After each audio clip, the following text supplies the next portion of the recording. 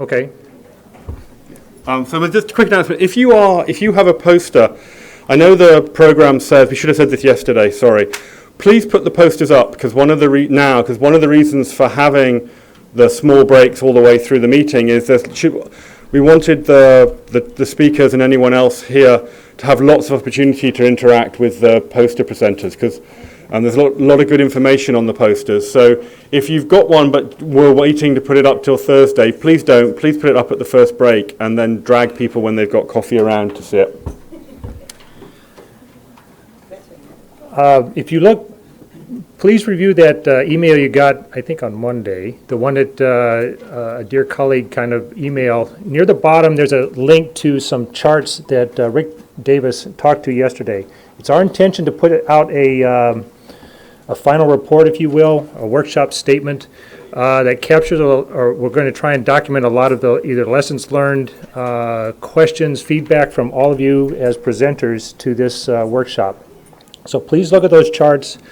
Keep those questions in mind as you listen to these presentations and as you have your discussions out in the Great Hall. On Friday morning, it's our intention to go through some of those questions, maybe all of them if we have time, and get some feedback from you while you're here. We're also going to allow, as Rick said, about 2 weeks for you to think about what happened here and provide us feedback via email.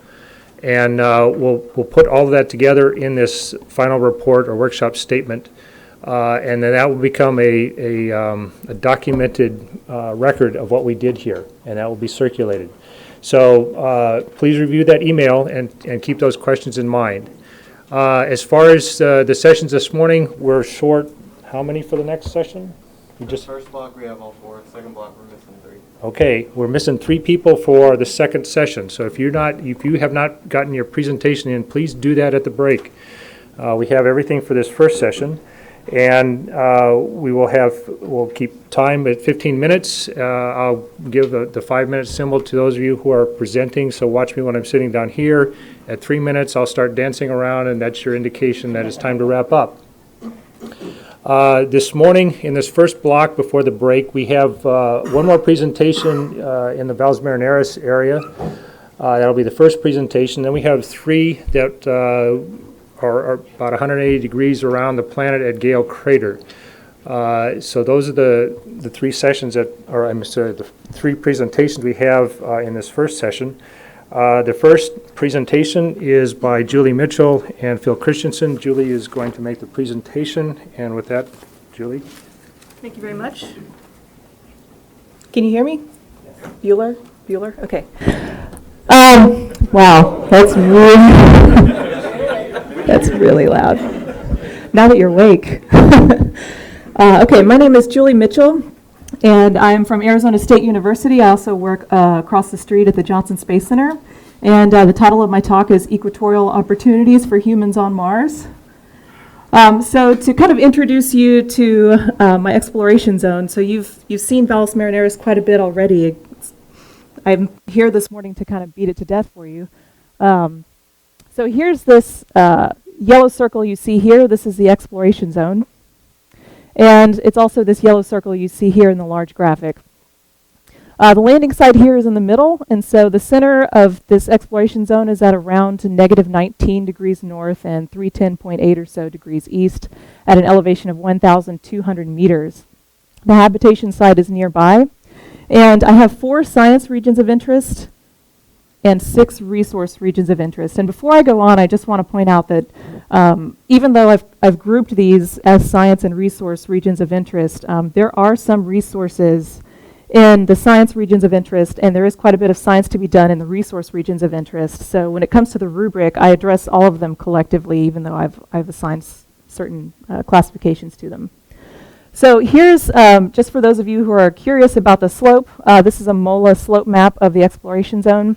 The minimum here is 10 degrees, so everything that's black here is less than 10 degrees. And so you can see here, by and large, this fits the requirements specified for humans to traverse the surface. There are a few locations, such as impact craters, and then some of the tectonic features at the north that do exceed that, but I'll talk a little bit more about those later. Here are also some possible traverse routes to think about. There are quite a few iterations of these you could produce, but there are traverse routes that the crew could follow to cover both resource regions of interest and science regions of interest as well.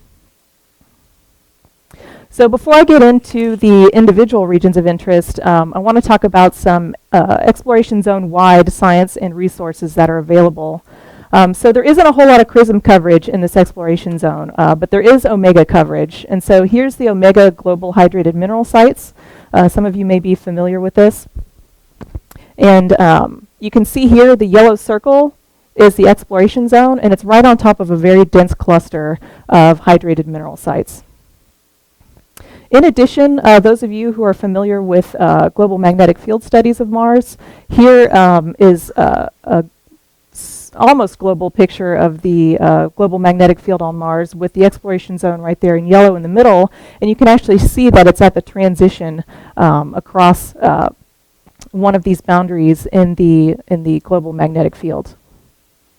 We've already seen some images. This is the Mars Express image of some potential water ice clouds in Valles Marineris. Now, this exploration zone is outside of Valles Marineris, but it's possible that some of these water ice clouds, if they are indeed water ice, could be used as a resource for the crew.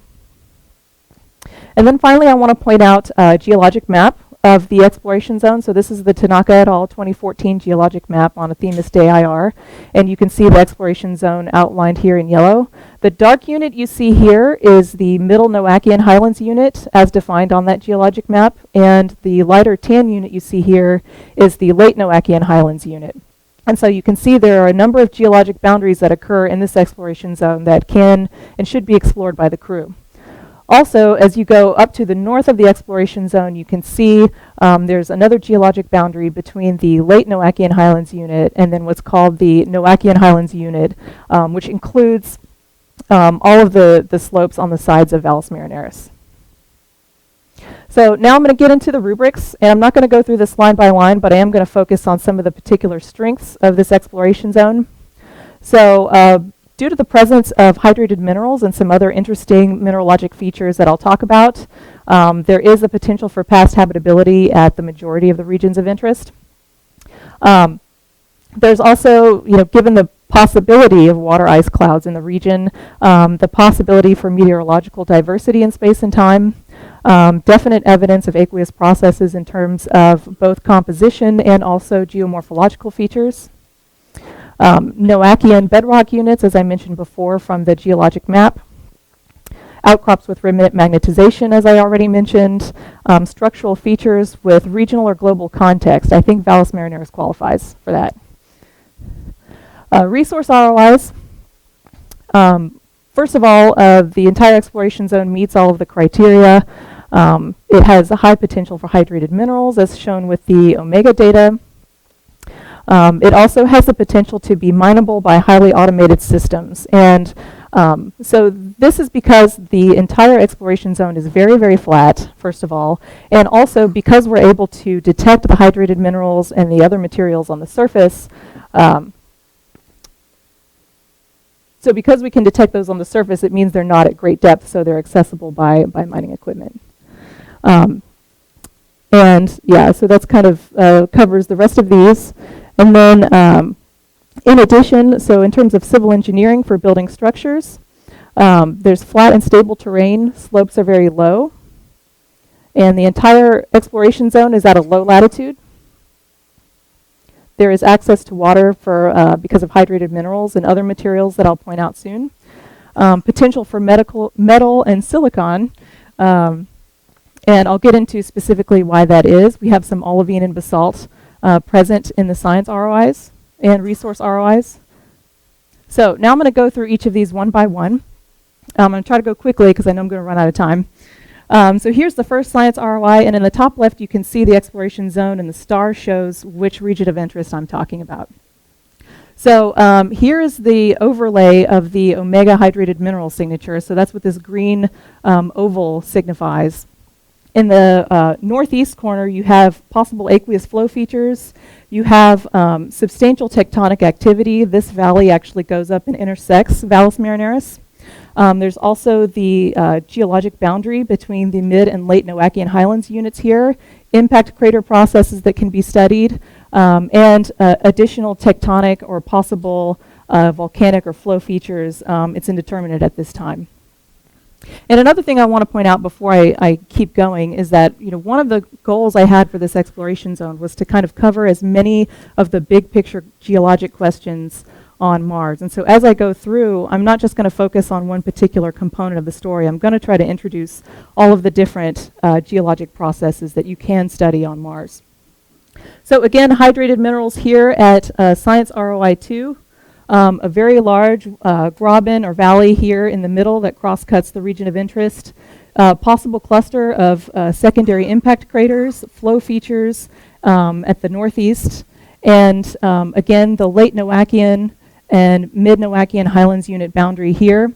And so by studying these, the distribution of this geologic unit boundary, we can kind of understand how these units change in space. And then also one thing I want to point out, this really, really interesting flow feature that's kind of at the middle of this region of interest. It looks like, could be a water flow that maybe was initiated by an impact. This could be a volcanic vent and a lava flow. I'm not sure. We would have to get some more data to figure that out. Science ROI 3, hydrated minerals to the northwest, flow features and impact craters, and again, our geologic unit boundary between the mid and late Noachian highlands units. And then the high-rise coverage in this exploration zone is not great. There's only a few products within the EZ, but here we do have one. And so the pit crater chain that you see in the middle of this region of interest, if we zoom in there, we actually have a great high-rise image of that, and you can actually see the stratigraphy in this pit crater chain that would help the crew to understand how these features form. Are they only tectonic? Are they tectonic and volcanic? Or are they volcanic only? They could help us to answer that question. Additionally, so here's the Themis decorrelation stretch using bands 8, 7, and 5. You could see this purple unit that kind of cross-cuts this region of interest, and that purple unit is most likely olivine. And so that could also be used as a resource for the crew. Science ROI 4. So we have some additional tectonic features and escarpment, several escarpments actually, going through this region of interest. Again, a crater that's possibly mixed with, or that was produced in fluvial deposits. And then an eroded crater here that we could actually use to look at gradational processes on Mars. So now going on to the resource ROIs.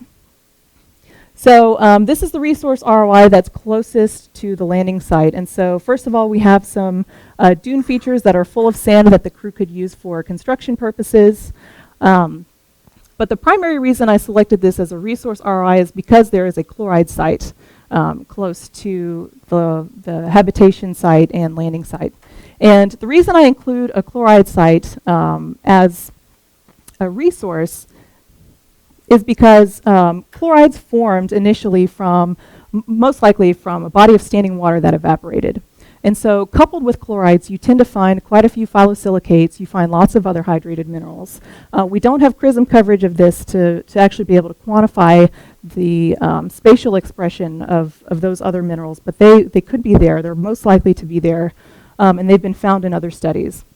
Also, the chlorides themselves are hygroscopic, so they could possibly be used to extract water from the atmosphere. They're an excellent food preservative, electrolytes for the crew. If you happen to be growing potatoes on Mars, you can use them to put salt on them. So a lot of uses for the chloride sites. Resource ROI 2. This is my favorite one. So this is the one, if you look here, this is at the very top of the exploration zone. It actually includes the edge of Valles Marineris. So we wouldn't expect the crew to go past this orange line. And on a MOLAS elevation map, this is actually where the slope kind of breaks. So this is as far as the crew would go. But this is a really interesting site because this is where the crew would actually get to stand on the top of Valles Marineris and look around and do some geologic, remote geologic mapping. These slopes haven't been imaged in detail, but they are in the same region as some recurring slope lineae. And so it's possible that there could be RSL activity on these slopes. If there is RSL activity on these slopes, or even if there isn't, it's possible that there is a subsurface groundwater source that could be feeding RSL that could be explored from on top of Valles Marineris. And so this site has a lot of potential in that respect. Resource ROI 3. Again, Omega detects hydrated minerals throughout this ROI, so I didn't use color to signify that because it would have covered the whole thing. We also have chloride deposits again, as shown in a Themis decorrelation stretch. We have very interesting crater morphologies to the southeast, and an interesting erosion-resistant unit that I haven't been able to identify, so we would need to get some more remote sensing data to try to figure out what exactly that is. Additionally, we have an extension of tectonism here. So this feature actually extends up to one of the science ROIs that I mentioned before. So we would actually be able to look at the spatial extent of one of the tectonic features from Valles Marineris. I'll go through these quickly because I see Steve's getting restless. Hydrated minerals, again, at ROI 4 and more chlorides, so plenty of salt for your potatoes.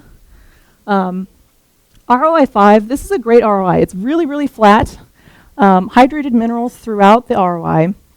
Lots of basaltic sands, plateau clays rich, a few indications of high silica phases.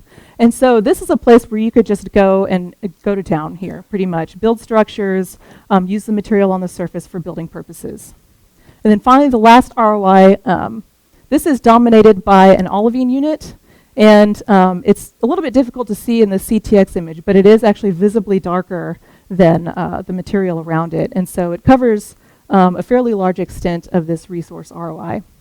So very quickly, since I'm out of time, the coverage of the ROIs in this exploration zone by high spatial resolution instruments is very low. And so we need to get more high spatial resolution visible and near infrared spectroscopy.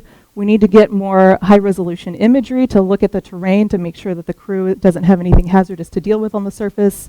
High spatial and high spectral resolution composition in the thermal infrared. So that would allow us to actually look in detail at the distribution of basalts, the distribution of olivines on the surface. We don't have an asset like this right now, so there's definitely a market for that. In addition, high resolution slope would help to more accurately assess hazards for the crew, and then also an assessment of atmospheric water vapor to see if that's a possible resource for the crew. And that's it. Thank you.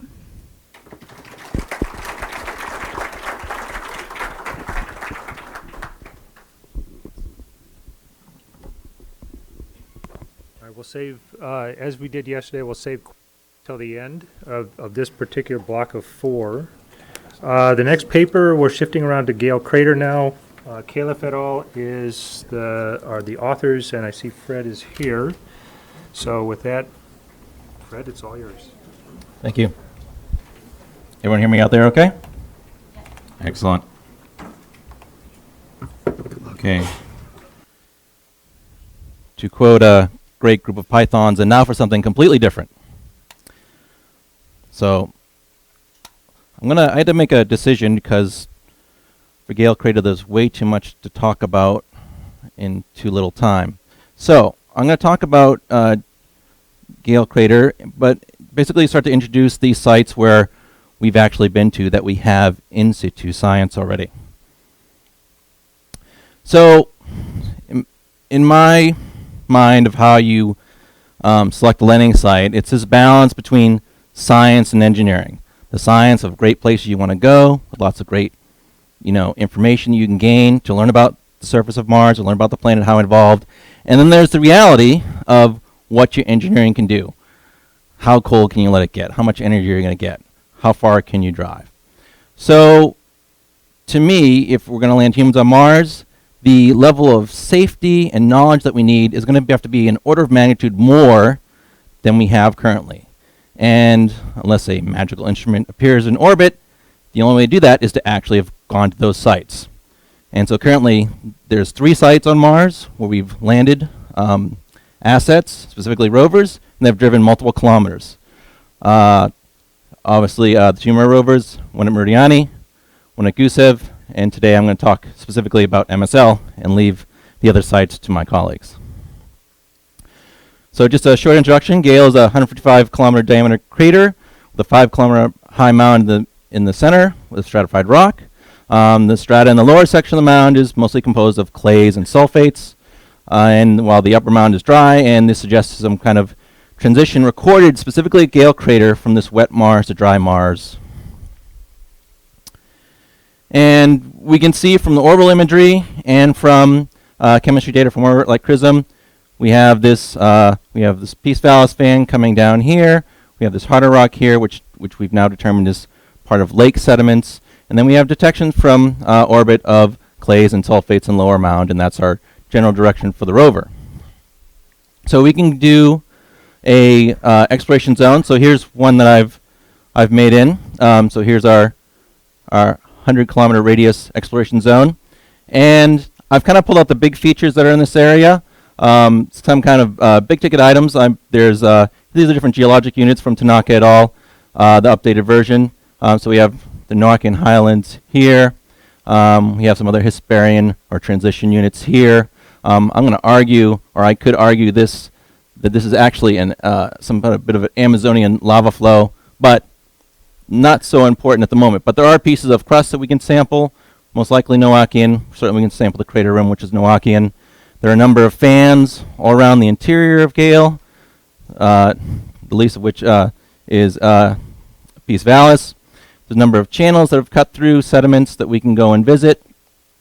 And in terms of science targets, and there's a bunch of sand that I'm going to argue that we can get water from. But I think we can go a step further, and this is where I think, having a first mission, you really want to know where you're going. We don't want to have to search for rocks or where to go. We want to know exactly where we're going to go, and with Gale, we can do that. So with any site where you've landed an asset that costs hundreds of millions or billions of dollars, we get all the data.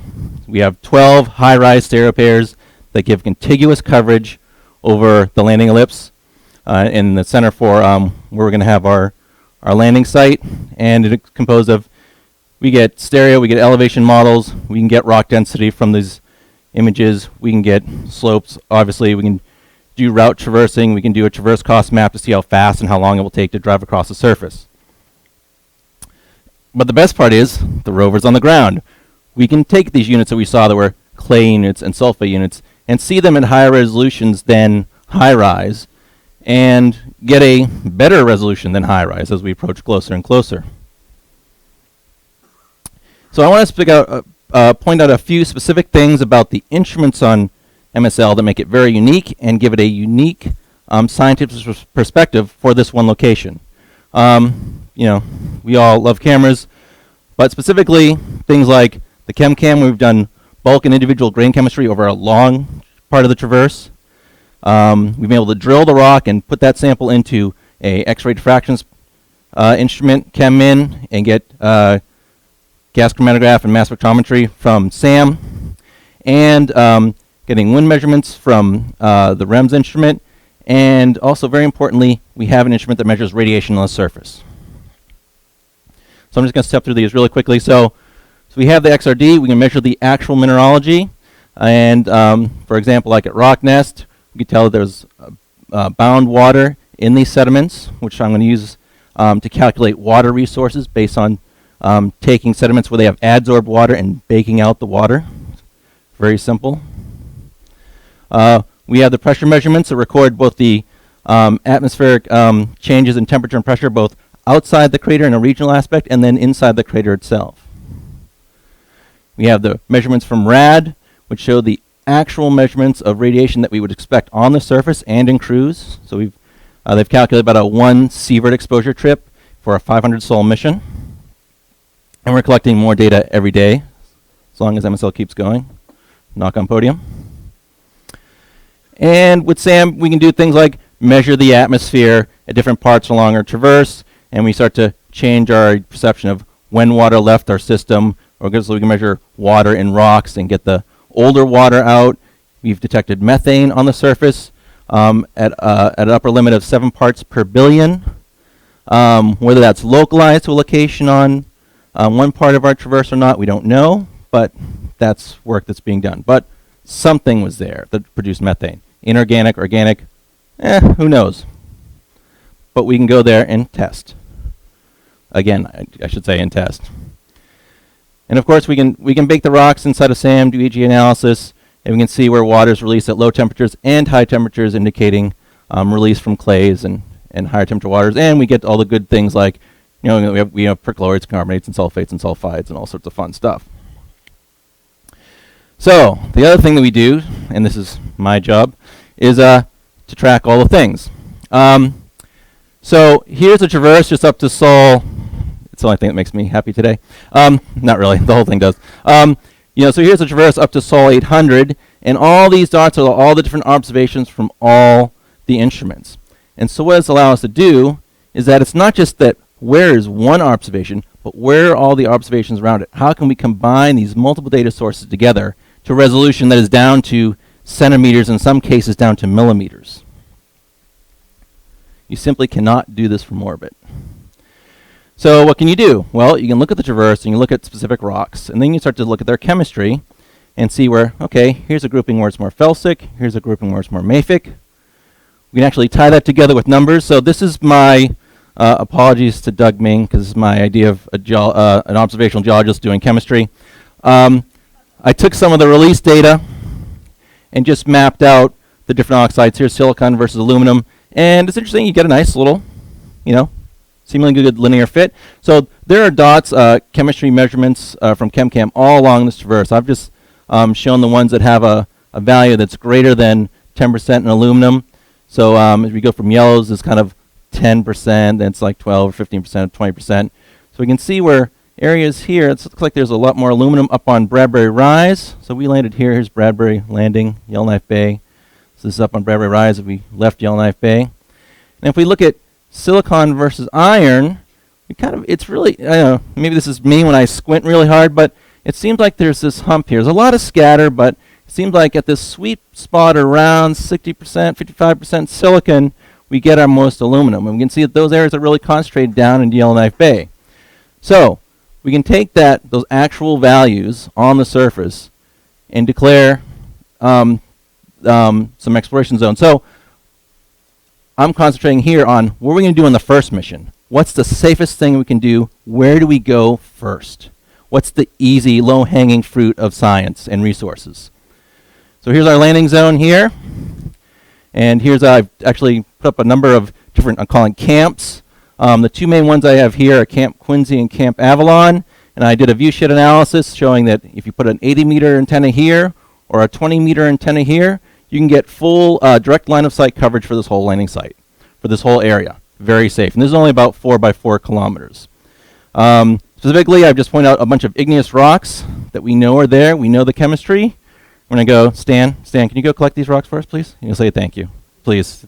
Excellent. So we have the geologic map, which is mapped about scale 1/10,000. So we know what these rocks are like. We know that these bedded fracture unit up here is full of mudstones and sandstones. We know this is a slightly more indurated surface capping unit. We know up here we have conglomerates. So where we go, here's our geologic map. And they say, well, but what if it's all crazy and slopes? It's not. So all these yellows are getting above about 11 degrees. Reds are approaching 20 degrees. So there's quite a bit of ways to go all over the surface. We know where the wheels start to get damaged a little bit, at least for MSL wheels. Future wheels shouldn't have a problem. So we know it's easy to get to our resource units for aluminum, silicon, and iron. We know where we can go down to get water from adsorbed water from the dunes in Bagnall Dune Field. And so just some quick numbers. This is from my colleague Kenzie Day. So based on Leshen's work of rock nest sands, which contain of about 3 weight % hydrogen, water absorbed is measured by SAM. That the Bagnall Dune Field contains about 10 to the 4 to 10 to the 6 metric tons of absorbed water. So the water is there, it's close. You can go and scoop it up. It can be automated. You just bake the soil a little bit, not to melt it, just to release that water from attached to the soil grains. So as far as I'm concerned, that's an easy process and potentially reusable, because as you say you bake off all the water from the sand, you throw it back on the surface, it rehydrates. Then for aluminum resources, so we have about 12 weight % aluminum in the one ISRU01. We get about 50-60% weight % silicon in our other resource area. Get about 18 weight % iron. You do some simple calculations and calculate, about 300 kilograms per cubic meter for aluminum, 13 to 1500 kilograms for silicon, and then about 450 kilograms per meter cubed for iron. So, actual numbers based on actual observations on the surface. So what's it going to look like on Mars? It's going to look something like this. This is near the landing zone. It's very flat. This is okay. The rover's simulated. The rest of it's not. I'm coming to my end. So here's some actual rocks instead of from orbit. Here are the conglomerates we can scoop up and use. Here's the igneous rocks we can look at. Here's where the drill hole is. Here are its coordinates down to the centimeter. Yes, we have it that accuracy. Yellowknife Bay is a habitable site where we know that we have carbon, exogenous to Mars or in situ in Mars, Mars derived. We know it's a habitable environment. There's no guesswork. And when we're done with that, we're just playing excellent geology really close by. And I'll just let through the rubrics and just say a few things. That potential habitability, this one, I called it SR Organic 1. That's a confirmed organic source. We know the organics are there. No guesswork. And I'll just leave this to the rest for you to look at. Thank you. Sorry? Oh, I have a little more time? Oh, I'm sorry. Oh, I thought you were kicking me off. Oh, jeez, wow. 3? Whew, well, let me go back about 20 slides. No, I think you got the point. That we have observation on the ground. We know exactly to ridiculous precision of where they are because we locate everything based on the NavCam imagery, which gets you down to centimeter and sometimes millimeter level. But just importantly, again, just to kind of reiterate, regional geology, it makes sense that there's a lake down at the bottom of the alluvial fan. There is one. We've confirmed it from the observation made with ChemCam and the drilling in SAM. This is a habitable environment, low alkalinity, low salinity, plenty of ingredients for life, carbon, hydrogen, nitrogen, et cetera. And yeah, okay, yeah. So other than the organics discussion, I tried to be circumspect about what I was doing. So I did this chart a little bit differently, where I actually have some values here, which kind of talk about the overall site, specifically like primary, secondary crater forming deposits. There's plenty of them in Gale. Plenty of resources with actual numbers. We're more or less northern hemisphere, -4. I'm calling it northern for our purposes. That's my bias. Anyways, that's it. Thank you.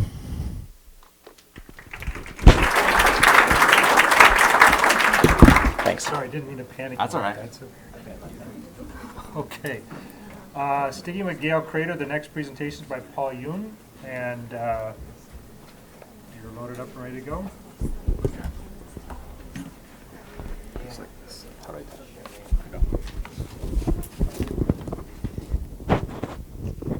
Okay.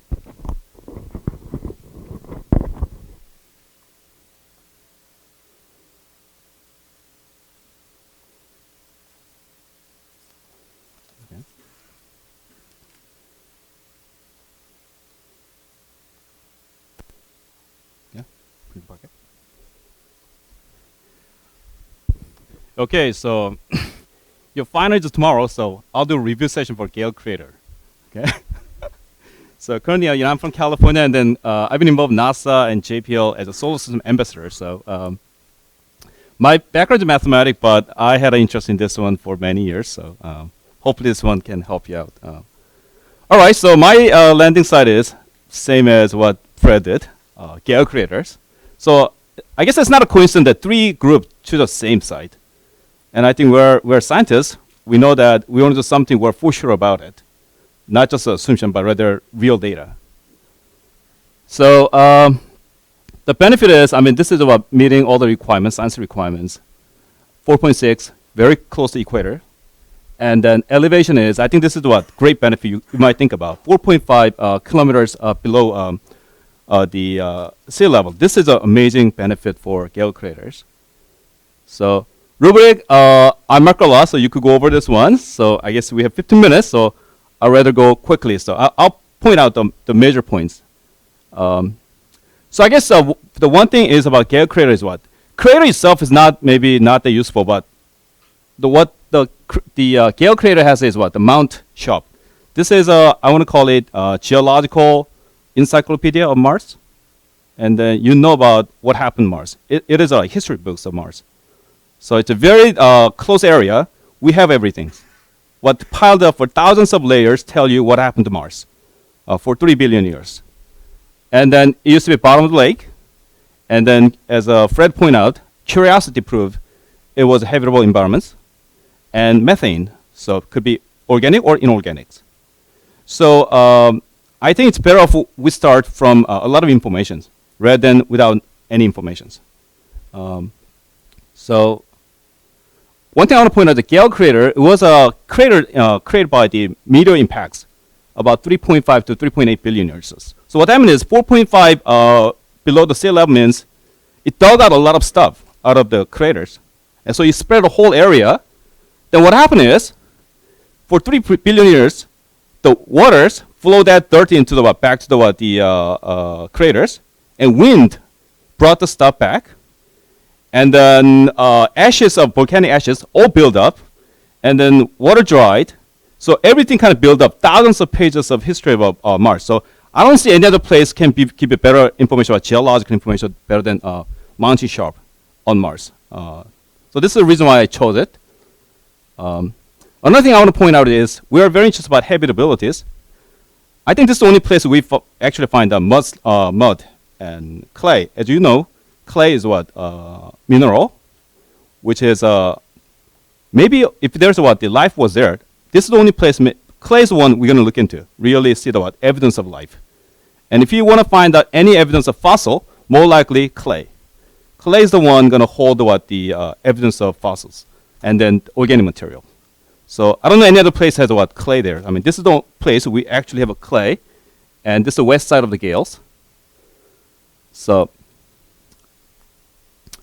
so this is my places here. So here I say this is landing site. This is resource, and then I actually point out a lot about visiting sites. But you may wonder how do you get there, right? So I'm going to point out how do you get there, right? I know we have some science problem, but I have some suggestions. I want to point out this again. The lower elevation, the benefit is, I want to point out this is one of our best resources because the density, the atmosphere turned out to be best for radiation shielding. This time we're sending humans.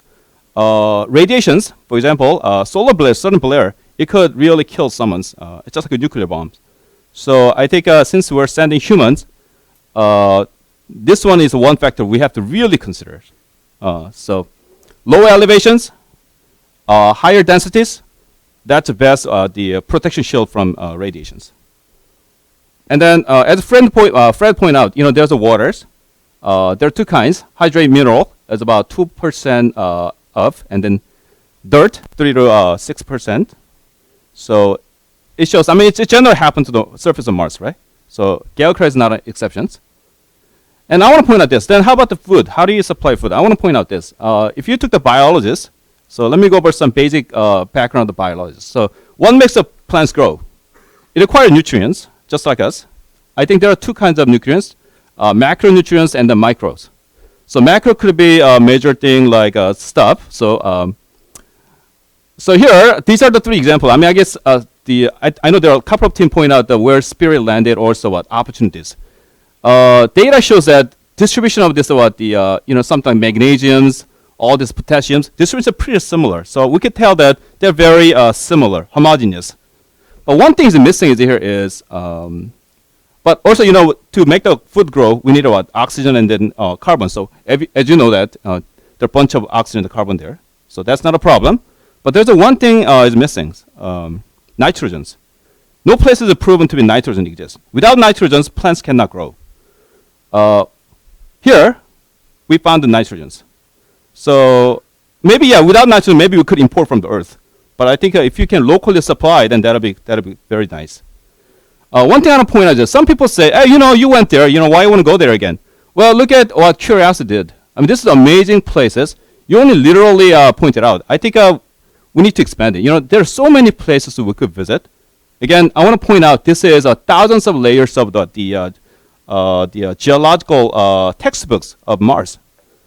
So if you send a human, we could visit multiple places, and we have a whole lot better understanding what happens to Mars. Okay, so engineering size. Okay, so do we have any building material like the small rock? Yes, we do. As you notice this, and then I guess Fred also the same thing. This is the Earth material, and this is what Curiosity found it. Pretty similar. So we have a building material there, and then obviously we know that Mars is red because of iron oxide, so it has iron, and then so what as Fred shows. There are a lot of correlation between aluminum, silicon, and then here's what magnesiums. We all have this one. So we have the actual data. It's not guessing, but it's a real data. When we send a human, suppose that we are the crew going to the Mars.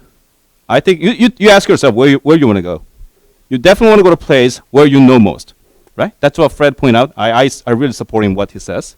So we do have all these requirements. So now here's the one thing I want to point out. Plausible landing site. Landing is not an easy job because Russia tried about, I think, more than 10 times. They didn't make it.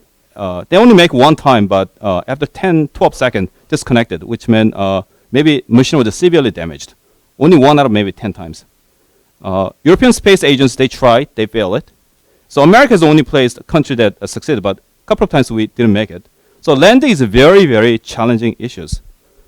But again, I want to point out this one again. What is the advantage? Lower elevations, more time to slow down, and higher densities, more air frictions. It'll make a landing safe.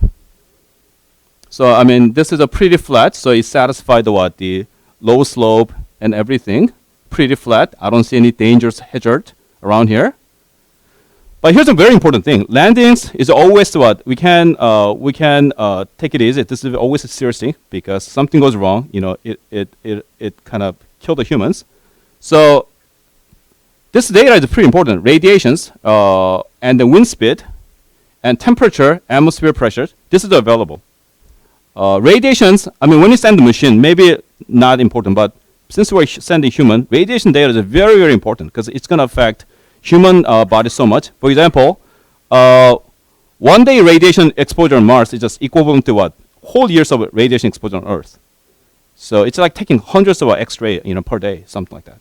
So it's very, very dangerous. And the wind speed definitely could affect the landing or temperature, atmosphere. But also we know that when you send the humans, we have to plan an outdoor activity, right?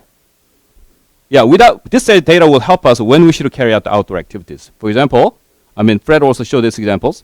You notice it's a very simple, the red is the radiations, and then blue is the atmosphere. Obviously, higher atmospheres, low radiations. So this is correlations, it's clear, right? More radiations, more higher pressure, lower radiations. So we know that when we should do outdoor activities. We have this 3 years of data. So we could plan out when the astronauts should go out, when they should do outdoor activities. One thing I want to point out is this. I mean, there's one of the requirements of engineering perimeter is what? You should away from the nuclear any facilities. Yeah, Curiosity is there, so I think this is the only kind of dangerous thing about Gale crater. There's a nuclear facility there. So we should avoid this. Yeah, but mine pointing around there, so it's far away. All right. So now, again, suppose we are going there. It's proven. We actually landed this 900 kilogram machine down there. So this is right? A 5 more minutes? Okay, thank you so much. So, I want to point out this. I mean, this guy, and look what it says here, Yeah, I mean, I think it's going to happen. Yeah, I want to tell you it's going to happen. When businessmen, people have money moving in, it's going to happen really. But he says this, yes. Landing is always very scary thing, so, Okay. So this is what happens. A couple of you point out, worry about tire wear out. I just say take the spare tire. Then I think you don't need to worry about tire wearing out. Okay. So I think also Curiosity cannot change the tire, but we can do it. So take the spare tire. I don't think we need to spend extra money to develop new material for tires. Another advantage about because the radiation is such the dangerous thing. I propose the following the transportation mode. I want to propose the flying. So maybe NASA could work on maybe next 20 years. Can you solve it? Yeah, we could solve the problem. Problem is the low atmosphere. It makes it engineering flying is very difficult. But we could compensate this using the faster rotating and then bigger propellers and better powerful battery. We could fly. And I propose instead of bigger ones, something like portable size helicopters. I think then astronaut can travel within 5 minutes, within 1 hour, anywhere they want to go. Or another thing is what I want to point out is maybe remote control or robotic missions. When you send the hard-reached area, the Amazon.com and Switzerland, the postal service, they're actually carrying out this. And NASA is currently working on this. So if we combine this, I think we could explore vast areas. So data need, I just say, I just want, present capabilities. So do we have this data? I couldn't find any instrument answering this question. Also, I want to make sure this, how deep do we have to dig the ground to get the water? So I want to know.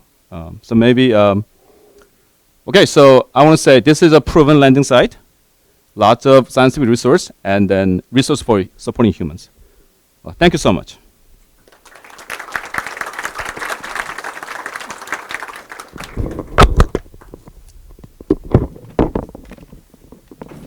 Thanks, Paul. All right, last presentation in this session is another one from Gale Crater, Montano and all, and you're going to be the present. Thank you.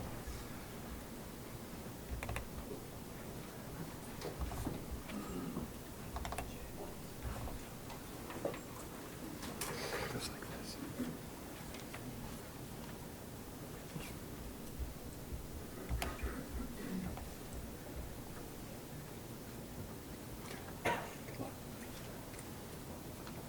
Can everybody hear me okay? Yeah, okay. Okay, all right. So my name is Susie Montano, and I am currently staffed in an engineering role for ChemCam on MSL. And so I wanted to take a little bit of a different approach to Gale Crater, since you guys just sat through 30 minutes of why Gale Crater is the best place to go. I kind of want to do a little thought experiment about why we think the way we do about Gale Crater. So in case everyone was waking up still, Gale Crater is about 5 degrees south of the equator and about 137.8 degrees east. The landing site that I have chosen is about the same area that Fred and Paul also chose. And the crater has been confirmed to be an ancient lake, and the crater formed about 3.5 billion years ago. So my question is, if humans landed at Gale Crater tomorrow, how would they fare resource-wise?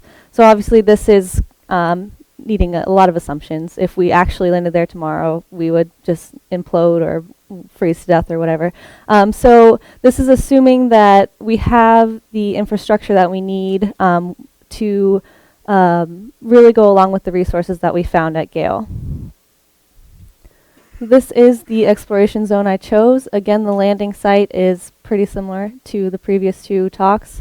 I'm going to step through each of these areas and talk about why I think they're the best places to go. First of all, the landing site is a high albedo and low thermal inertia area, which means that there are, it's a smooth surface as well, which means that it's pretty dusty. We know it's pretty stable as a place to land. And then we have an infrastructure site right next to the landing site. There are 2 craters here, one here and one here. And the idea is kind of if we have maybe an inflatable structure or something that can be constructed inside the crater, we could use the crater walls to help with the building materials, to maybe cover the walls for radiation protection, and to just be a little bit safer down inside of a crater. There's also a lot of loosely consolidated soils and pebbles that are available for construction. And there are hydrated minerals confirmed from the Curiosity Traverse, which is right here, that are just extrapolated out to be in the general area of the crater. The secondary ISRU site is also the first resource ROI.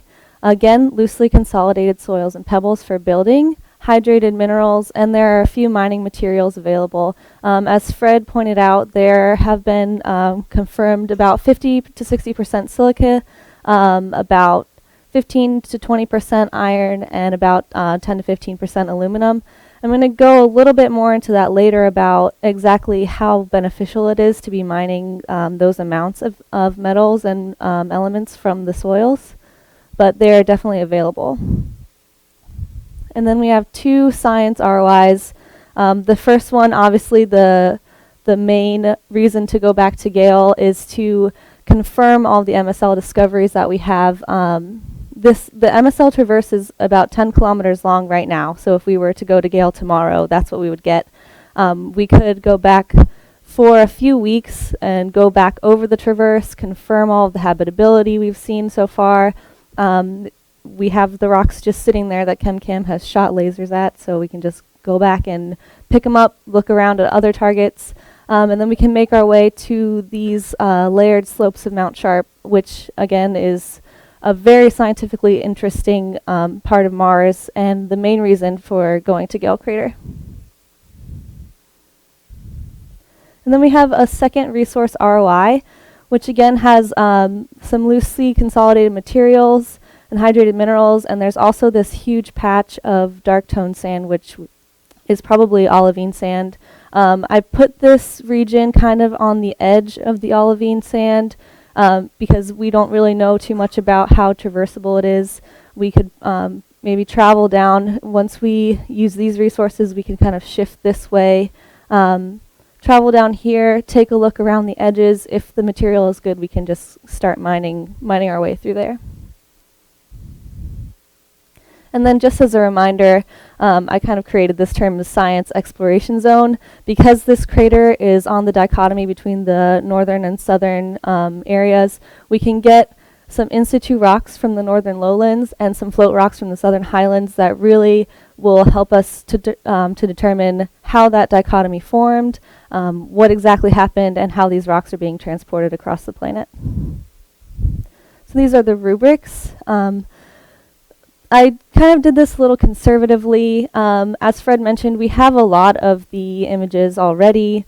There's not really a lot of data missing for at least the MSL traverse and the surrounding areas. There's definitely some more work needed if we're going to go explore the entire crater, but we're pretty lucky just by having a rover there already to know a lot about the area. And then the same with the resources. The only main thing that we don't really have is a clear potential for an ice or ice regolith mix. There hasn't been much exploration done as far as trying to find a subsurface ice. There's definitely hydrated minerals, but we haven't seen anything very clearly suggesting ice. So if we went to Gale tomorrow, our first objective obviously would be to survive. Then we would confirm the MSL discoveries of habitability. We could search for life while avoiding contamination, as we talked about a lot yesterday, and then complete a more thorough classification of the region. Instead of using a 10-kilometer stretch to describe an entire crater, we can really dig in and see exactly how all of these geologic change. And then the tools we have, we could use the rover. Again, if we went there tomorrow, hopefully the rover would still be working tomorrow. And we could maybe have the rover continue on its traverse while we go back through or pick up the slack and continue up Mount Sharp. And we have building materials. And again, the invaluable MSL experience and data set is definitely something we would be using.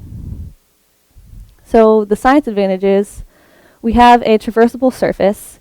We've learned a lot about how the rover has moved across the surface here, and we know pretty much exactly what we would need as far as building a rover to traverse through Gale Crater.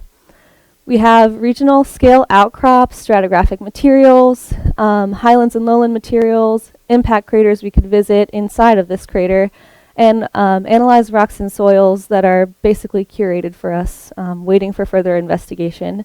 So we could either go back to the MSL traverse, or we could maybe kind of rope it off and preserve it historically. I'm sure the first couple missions would want to go check it out and at least observe what's going on, do a few science investigations, but maybe once we get a more permanent presence on Mars, we'll want to look more at preserving the history of Mars exploration instead of just digging up the whole traverse.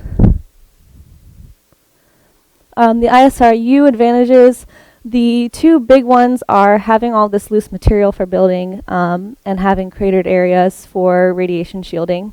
These two advantages that I listed, hydrated minerals as a water source and iron, aluminum, and silicon for mining, they are advantages, and we could make do if we went to Gale tomorrow. We know that there are minerals, there is iron, aluminum, and silicon, but we're not really sure, well, I'm not really sure, if the mining is really going to be a viable resource, and if it's going to, if we're going to have enough energy to get the water out of these hydrated minerals. So this is an example of some loose materials we've seen, and then some iron oxides that we found. So the disadvantages in ISRU, there's no clear evidence of subsurface water ice. This is an image taken by MSL, and it shows here what we've tentatively called a gopher hole. Gophers do not live on Mars. And this is an area where we see the sand has kind of fallen into a hole. And it doesn't definitely show that there's water ice sublimating in the subsurface, but it potentially might be maybe water ice in the subsurface, and that's pretty much as far as we've gotten in seeing what is below the surface. There's an instrument on MSL that can detect hydrogen up to 50 centimeters below the surface, and it hasn't found much. So that's definitely something we need. If we were to send another instrument or get more data, it would be looking at the subsurface for more water. There's also, I don't think there's enough iron or aluminum for mining. There's definitely enough silicon, but there's, on Earth at least, you need about 20 to 30% iron and aluminum to be able to mine it out of your resources, and we only have 10 to 15%. So I think, I'm not a mining expert. I'd love to talk to anybody if they are a mining expert, but I think that we need a little more work to be done before we can say that that's a definite resource we'd be able to use in Gale. And there's also no evidence of subsurface structures that can be used as underground shelter. This is just something that would make other sites more appealing. There's no lava tubes, there's no known basalt columns underground that maybe other sites would have to be able to dig more tunnel-like structures than having to bring our own habitats with us. And as far as science disadvantages, there's no access to Amazonian water ice, which just is a trade-off. By being so close to the equator, you're not going to have all these ice deposits. And then there's no clear evidence of hydrothermal and volcanic processes, at least in the majority of the crater. It's definitely a sedimentary location, so if you're looking to find all of the volcanoes, this is just the wrong place to be. So, with the assumptions that we have viable transportation and infrastructure, and that Mars mining is equivalent to Earth mining, our conclusion is that if humans were to land at Gale Crater tomorrow, they would be very busy doing science. It's a great place to do a lot of research, but the resources that are available aren't that easily attainable. There would be a lot of work to be done. If we took a living off the land approach, I don't think this is the best place to go. But if we were able to focus our resources on bringing the water and oxygen that we need and using the resources from the planet as kind of a backup to when we recycle the things that we brought with us to maybe make up for the losses that are inherent in these systems, I think it would be definitely doable. But that's, again, a big trade-off of bringing everything with you versus trying to find everything on the surface. So as far as data needs, we do have all of the well, not all of them, we could always use more, but a lot of high-resolution images. But I think if we were to have one thing, it would to be higher resolution neutron spectroscopy to look for the subsurface water. This is from Odyssey. Gale Crater is in this pretty dry area, so I don't think a higher resolution neutron spectrometer would necessarily prove that Gale Crater has the subsurface water ice, but I think that it is definitely something to look into. And as a suggestion to do this, to get higher resolution neutron spectroscopy, you really need an instrument that's closer to the surface. And my colleague Steve Johnstone has a print-only abstract that's available online that talks about getting a neutron spectrometer on a balloon, and we could hitch a ride on maybe like the 2020 rover or another future Mars mission, just kind of drop it off, let it float around and get some high resolution neutron spectroscopy, and I think that would be really valuable. And I think we're doing a discussion on Friday about future possible Mars missions, so if we talk about that a little bit, that would be great. Thank you.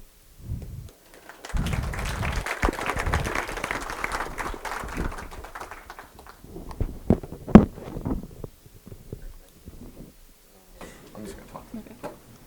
We have a hand mic if it works.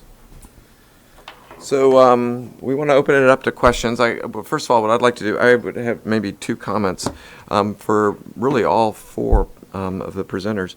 So hydrated minerals, I'd like you to talk to hydrated minerals a little bit in the sense of being able to quantify amounts of it.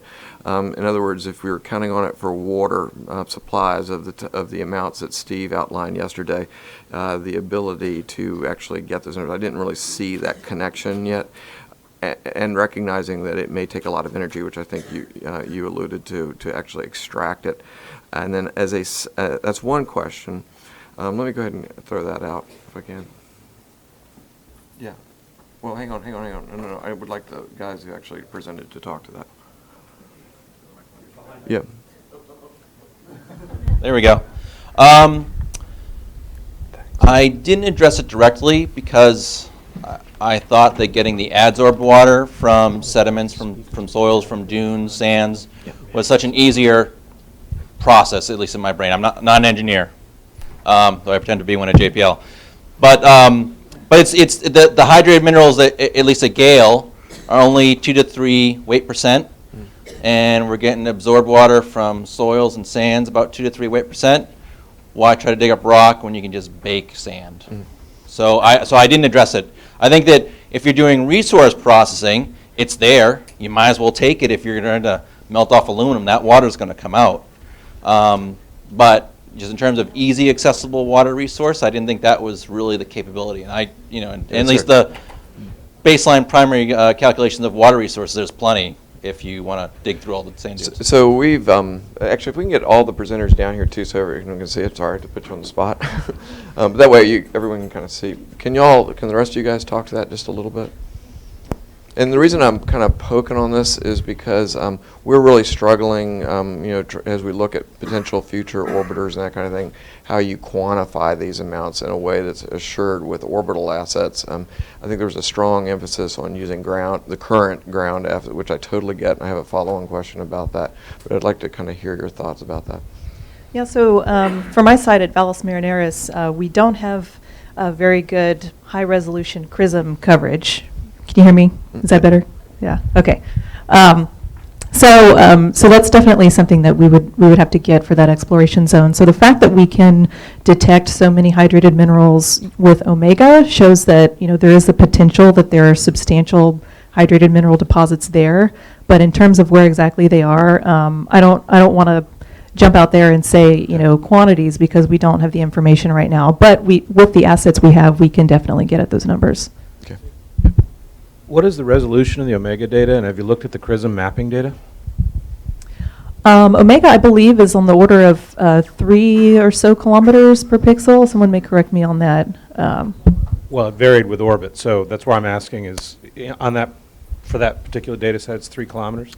I'm not sure, actually. I would have to find that out and get back to you. Can you all come a little closer? Sure. We have the guys on Ustream following, so we're trying to make sure they're... Oh, yeah. And you haven't looked at the CRISM mapping data yet?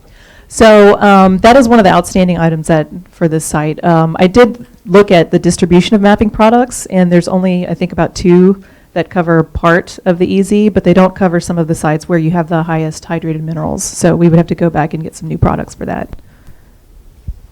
And you guys, if you have anything else to For the hydrated minerals at Gale, I think that we know they're there, and we could get the amount of water that was described in the requirements without thinking about energy, it's there, it's enough. But then you have to talk about the energy needed to get it out, the power you need and everything. So I think that's kind of a strength that the water is there, but a weakness that it's not water ice. And I think that's kind of something that really needs to be considered. So, it's as a segue, then I would say, the logic of using what we know is very compelling, and really we're trying to leverage off of what we've built, which is great. If you knew that there was another precursor mission or several precursor missions going to Mars, I'm curious to know how much that might have changed your approach. Another mission going to Gale or just No, any- going to some other site Okay. that's actually, or that's driven by a TBD human landing site. In other words, you're not completely constrained to what we know presently. So I'm thinking about the next year we're sending InSight. So I think I want to see actually we dig into the ground, and see how much we have to go deeper and just get some certain amount of waters. So I'm pretty sure Gale is not the only place have a similar this issue. I think every place has the same issue. So I think NASA need to work on the actually dig into the ground and how much water we could really extract. I think that's I'm thinking.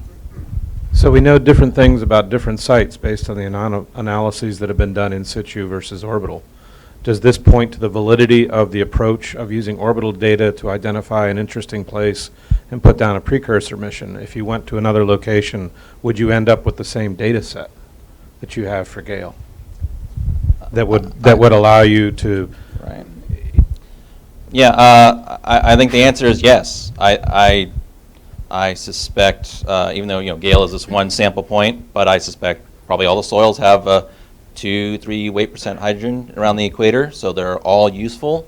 Probably, except for the polyhydrated sulfates that Alfred showed yesterday, Alfred McEwen, that should have a lot of water in them. They probably certainly have more, but otherwise, probably all the phyllosilicates are probably all the same. I mean, this is just a guess. I don't know if we'll gain anything more than we can from orbit in that sense, in terms of an estimate. And also I want to add a little bit of information about the chloride site. There's a few chloride sites, not just in the region I presented, but all across the southern hemisphere of Mars, a few in the north. We don't know very much about them at all. We know they're there. We hypothesize that they're chlorides based on what we see in the thermal infrared, but we don't know what type of chloride it is. And in terms of the geologic context, we don't have very good information on that. And so I think that would really, chlorides form in pools of water, of a standing body of water that was there that evaporated and left these deposits behind. So the astrobiological implications are substantial. It's very likely that there are other hydrated minerals around those chloride sites. And so I think that, if we had an asset on the ground, we could really answer some fundamental questions about those, not just for, my particular site, but across Mars. Do you know that it was a standing body of water that created the chlorides? I mean, it could have just been wet and dried out in the ground or something. Based on the literature so far, they're usually found in topographic lows. A lot of them are found for those where we have the high resolution spectroscopy. They are found with other evaporite type deposits and aqueously altered minerals. So the data indicates that they're from standing bodies of water, but I guess we wouldn't know for sure unless we sent people or we sent a ground asset to confirm that.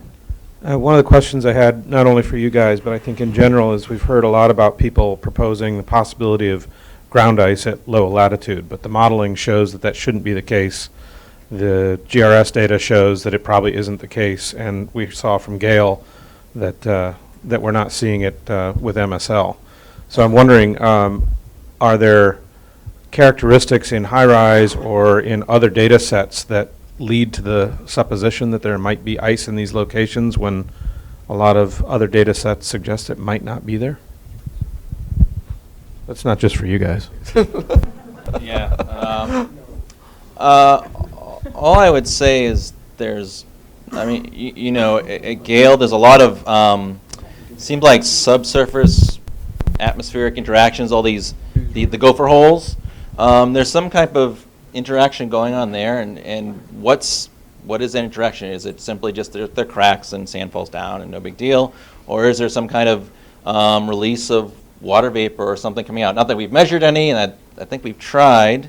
I don't have any numbers off the top of my head, but like what's going on there? So they sometimes, like, you see a lot of fractured ground. Maybe it's just because it's fractured, or maybe because it's, there's some buried ice that's slowly desiccating and it's causing those forms. I don't know, but just as a thought, maybe some of those landforms point to something more buried.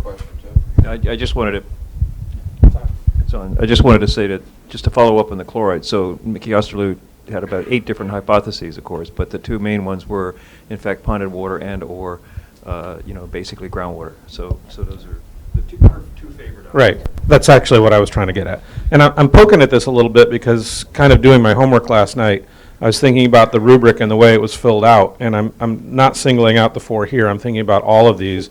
There's lots of solid green dots. And I'm trying to poke a little bit at other possible hypotheses and whether all the existing data have been looked at, which may or may not be the case or may or not be possible.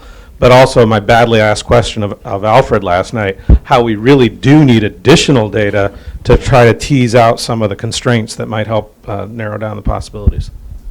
Sure. Starting Mars 2020, we are actually preparing human missions. One of the instruments on Mars 2020 is a MOXIE, which is separating the oxygen from the carbon dioxide. I think we know there's a water. I mean, carbon dioxide, which is oxygen, so we try to separate oxygen from the carbon dioxide. I think we should also try out to put some instrument that we know there's a water, but how do you extract that liquefied water? I hope we could consider putting those kind of instruments. So actually kind of collecting data, how we actually doing it. Instead of sending human and then 20, 30 years later and actually they doing it, I think that's kind of too dangerous. So I think we should kind of building up the technology, how to extract the water from this mineral or under the ground. Okay, and let's get another question. Yeah, go ahead, right there. No, you, right there. Or we can get a mic. Can I spoke on the other resource briefly? So we talked a lot about water and ice, but everyone is going to show pictures of sand in these talks. Say, oh, this is a great resource. So my question for the ISRU community is sand inherently useful, or are there geotechnical properties of certain sands that can be studied at rover sites that make it more useful for example, a critical landing pad? Saudi Arabia has sand dunes out the wazoo, but imports construction sand. So is there any insight that we can get from these folks about what would make a useful rocky resource? So sand as a bulk material is a good thing to have, and then I don't know that it matters what the constituents of the sand matter. If you're using it as fill material, you probably don't care. But if you're landing a rocket on it? But, I'm sorry? If you're landing a rocket on it, does it? I wouldn't land a rocket on it because you just dig a hole underneath it, and that's not a good thing. But my preference would be to find some place that's more like bedrock to land the rockets on and not sand. And anything that has sand around the landing site is probably not a good thing. You just create your own landing hazards by trying to land on it. But if you're trying to use that as a fill material, then it probably doesn't matter. If you're using that as to process to get minerals out of, whether it's silicons or metals or that sort of thing, having a more granulated material to start with makes the processing easier, makes the beneficiation easier. It makes the actual the processes that you go through to turn it into some useful commodity easier. So rather than having having bedrock that I have to blast and turn into something smaller that I can actually manage, having a sand around that has certain chemical constituents or mineralogical constituents is preferable. Then you get into the question of which ones do I want, and I don't know if we are smart enough to say which ones are more preferred over other ones. Hey, Steve. Rob Mueller here. So let's separate construction from landing. Landing is its own problem, and we don't want to land on loose granular material. We need to land on something that doesn't get eroded by the rocket engines when it lands. But let's not talk about landing right now. Let's talk about the question, which was construction materials. Steve's right that the sand is a bulk material. However, it does matter what that bulk material is. If you use gypsum sand is smears. If you ever go to White Sands in New Mexico, it's a soft rock. It smears, and what we want is a hard, as a bulk material, we want crushed rock. So something like basalt, crushed basalt, was a good construction material. When you make concrete, you want as much rock as you can handle in your concrete, because it means you have less binder material, and then it's just more energy efficient to have as much rock as possible. But then the trade-off is if you have too much rock or the aggregate size is too big, then it's hard to pump the concrete or in place the concrete. However, there are, if you look at the old form of construction, like those rock walls you see on farms that are 1,000 years old, they're just rocks that are stacked on each other. And so sometimes we have to go back in time to learn for how to construct with existing materials. But I would say it does matter what kind of rock you have, crushed rock, but it should be granular material so it's easy to handle. Yeah, and so that's Rob Mueller, who is our co-lead of our ISRU teams, so I'm glad he answered. But I want to get back to the questions for these presentations if we can. And so if you have follow-up, just please get with him or Steve, because they really work the whole team, and that would be great. And anyone else, too. No, hang on. Carol was next. So the thing that no one mentioned about Gale Crater was the modern life. And it seems to me like there's two things that are really important from that point of view. One is the potential for an RSL. I've heard something about there might be an RSL. I'd like to hear more about whether or not there is an RSL. And the other is the methane observation, which is very bizarre. And really, I think has to be a localized source in Gale Crater. So the modern life, potential for modern life investigations in Gale Crater, I think are high and really require some follow-up. Yeah, supposedly there's 2 candidate RSLs on the mound somewhere. Alfred can speak that more than me. I can just say that MSL, it currently doesn't plan to visit them. We certainly can image them from a distance, so we can kind of do repeated seasonal observations of them if we can see them from our traverse. Otherwise, in terms of the methane observation, we know where along the traverse it occurred. We don't know if that was just happenstance, that it's some methane volume of air coming in. We just happened to be in that place when it hit the instrument. We're doing continued observations for methane in the atmosphere, and so we'll see if it recurs seasonally or if it was very specific to a location. So there's certainly an area that we could look and, drill or just put a station there and see if we see it again. So we can address some of those issues specifically at Gale. Okay, so we have 2 more minutes, but we'll do 2 more questions. One's Paul, and then we'll go to Alfred. Okay. Yeah, can I follow up on that methane thing too? So I'll wait till it's my turn. No, you go ahead. We'll go ahead and start with you. Okay, I'm going to make 3 quick points. The first one is in response to the methane thing. The amount of methane we've seen when we've seen high methane is tiny. It's 7 parts per billion. We don't know why we see it. We don't know that it's a point source. We don't know that it's an atmospheric source. We don't know what it is. We're still looking. There's no reason to assume it's peculiar to Gale because of the astronomical observations that have detected methane from Earth. That's point 1. Point 2, before Curiosity gets up in the morning, we spend a bazillion watt hours just heating her, and that's at the equator. So in terms of what we can do to either extract resources or do science or maintain the health of the astronauts, we really have to think carefully about excursions beyond the equator, because heating takes up a lot of energy. Then the last point I wanted to make about Gale, and I think this is one of the best points about Gale, and I didn't hear it made. The central feature, the mound, Aeolus Mons, is very useful in 2 regards. First of all, it's a good place to set up both a meteorological package and also a comm package at its peak. That could be done robotically. The exploration of Aeolus Mons that can be done by humans is entirely better than the exploration that can be done by the rover, not because of wheels, but because we have to take a big fat path to get a jeep up there. Humans can do this with much more efficiency. The mineralogy that we see, if we look, there's a hematite ridge. Beyond that, there's plains where we have clay minerals, and then beyond that, we see these big buttes, these rounded top buttes that are sulfate rich.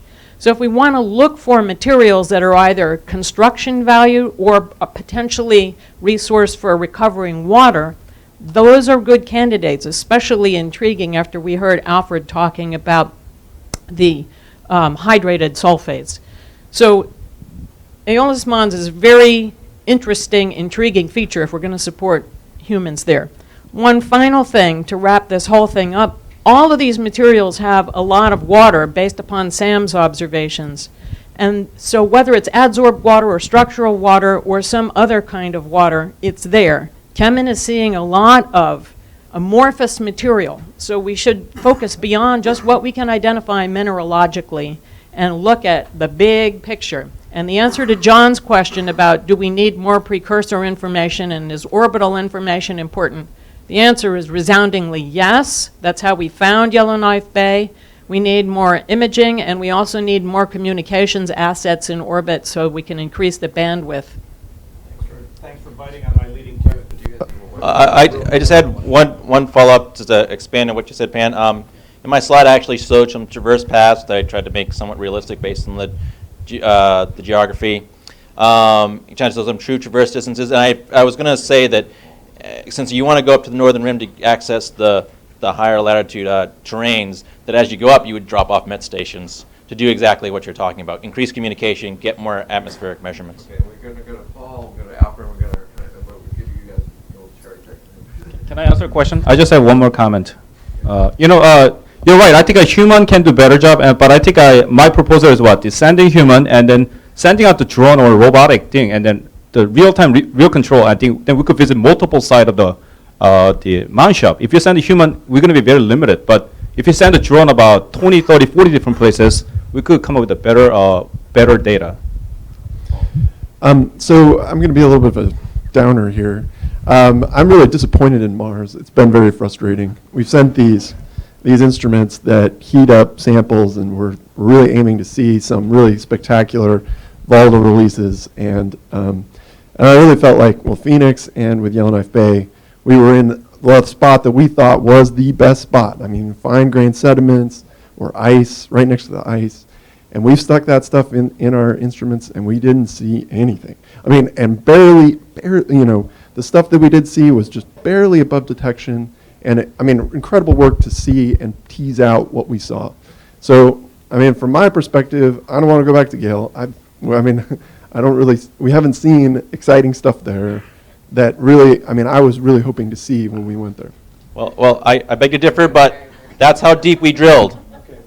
That's not enough to get to if there's organic preservation, it's not there, not as much. So, quick point, RSL and Gale Crater, there's only what I consider very weak candidates. We did a thorough survey because of the interest in Cassie Conley and so forth.